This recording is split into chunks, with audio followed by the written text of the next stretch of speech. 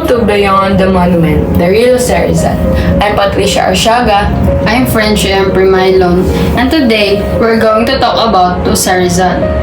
Not just the hero we see on stages, but the real person. Did he actually fight for our independence, or was he too afraid to take action?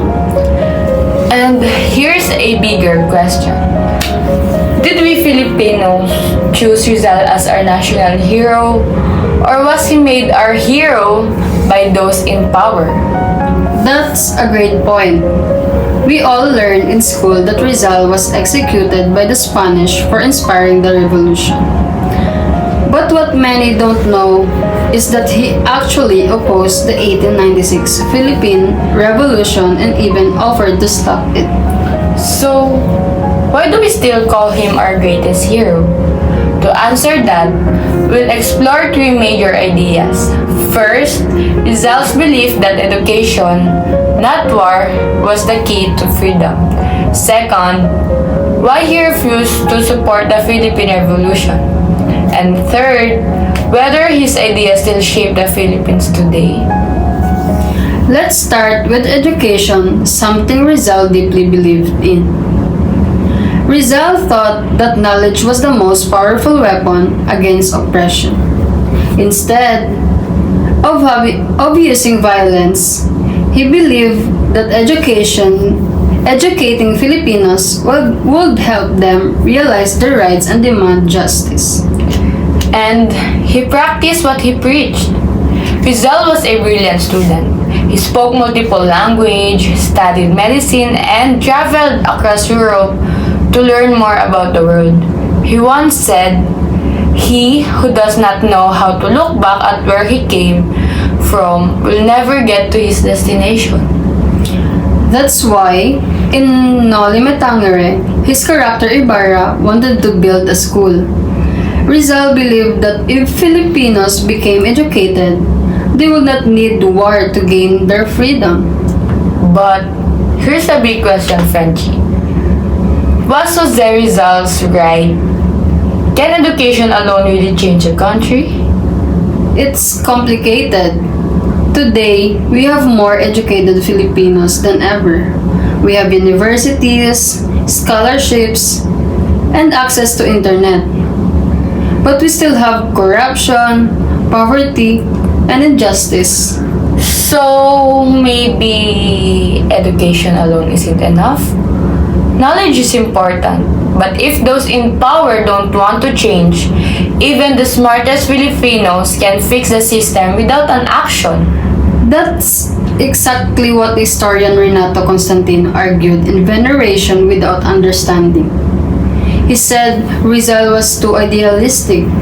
Spain had no plans to give Filipinos equal rights, and no matter how educated they become. That's why some people say Rizal was naive. The Spanish government wasn't going to just hand over the freedom. So, what's the answer? Education is important, but this has to be paired with action. Rizal's belief in education was correct, but change doesn't happen just by learning. It happens when people use their knowledge to demand justice. Which lead us to our next topic. Why didn't Rizal support the revolution? This is where Rizal becomes controversial, girl. When the Philippine Revolution broke out in 1896, Rizal didn't support it. In fact, he condemned it. Yeah, in his manifesto to certain Filipinos, he wrote, "Reforms must come from above. Those that come from below are uncertain and irregular." That means he believed that change should be peaceful, not violent. But here's where it gets even more surprising. While Bonifacio and the Katipunan were fighting for freedom, Rizal went on his way to Cuba to serve as a doctor for Spain. Can you believe it, Frenchie? So, was he avoiding the revolution? Or did he have a different strategy? Historians have different opinions.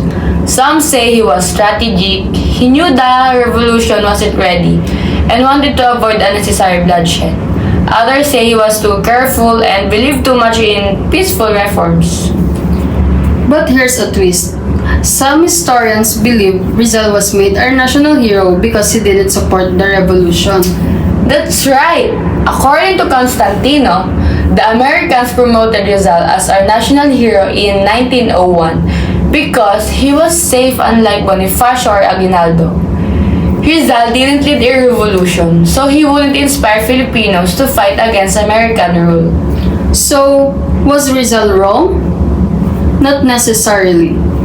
His writings still inspired the revolution, even if he didn't support the fight itself, but his decision to reject the revolution meant the Filipinos had to look to others, like Bonifacio, to actually take action.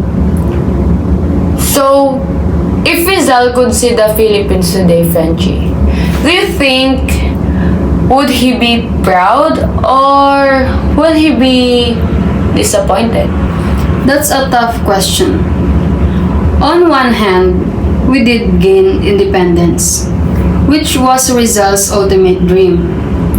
But on the other hand, the social issue he fought against, corruption, abuse of power, poverty, are still present today. It almost like the problems in Noli Me Tangere and El Filibusterismo never really went away. That's true, Frenchie. In Noli Me Tangere, Rizal showed us how Spanish flyers and government officials abused their power, controlling Filipinos through fear and misinformation. Doesn't that sound familiar today? Yes, we still see leaders who take advantage of their positions. We still see ordinary people strategizing to make a living while a few benefit from system. If Rizal were alive, he would probably say, "Have you learned nothing from my novels?" Exactly. And here's another question. If Rizal were alive today, would he still believe in peaceful reforms? Or would he finally see that sometimes drastic action is needed? That's interesting. Some might say that Rizal would still push for peaceful reforms. After all, his writing encouraged critical thinking and diplomacy. He would probably advocate for stronger education, better governance, and reforms that work within the system. But what if Rizal saw how slow progress has been? He might finally understand why Bonifacio and the revolutionaries believe in armed struggle. If Rizal saw how many Filipinos today are still poor and powerless, maybe he would start to question whether peaceful change is enough. And that's why Rizal's legacy is so complicated. He is remembered as the hero who used words instead of weapons.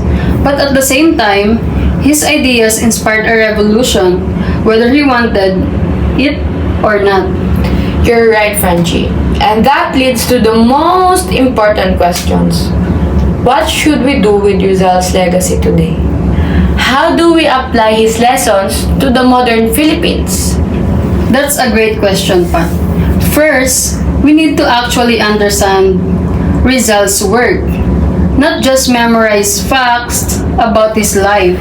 The Rizal Law was passed to ensure that students read Noli Me Tangere and El Filibusterismo. But let's be honest, most students just study these books to pass their exams. Exactly. But Rizal didn't write those books for us to memorize dates and names. He wrote them to open our eyes to injustice. If we read them properly, we would see the similarities between Rizal's time and today. Second, we need to apply critical thinking. Rizal didn't want Filipinos to just follow leaders blindly. He wanted us to question what are told and think for ourselves. Which is so important today, Frenchie. We live in a time where misinformation spreads easily on social media. Rizal's message reminds us to always verify the truth and not just believe everything we hear.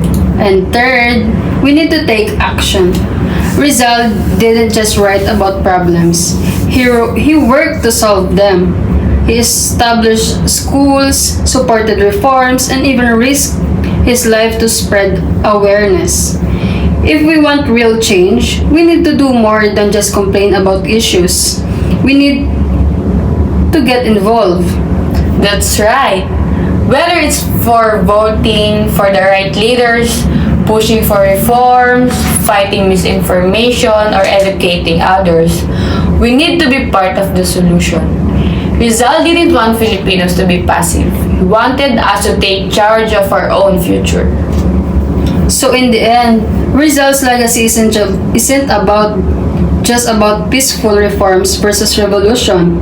It's about being aware, thinking critically, and taking responsibility for our country's future. And that's why Rizal is still relevant. His message wasn't just for the past, it's for every Filipinos in every generation. So, what do you think? Was Rizal's peaceful approach the right one?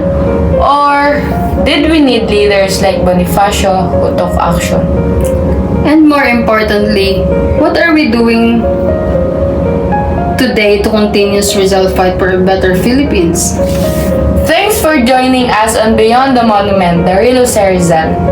Until next time, let's keep learning, questioning, and working for a kind of Philippines Rizal dream of. Thank you for watching.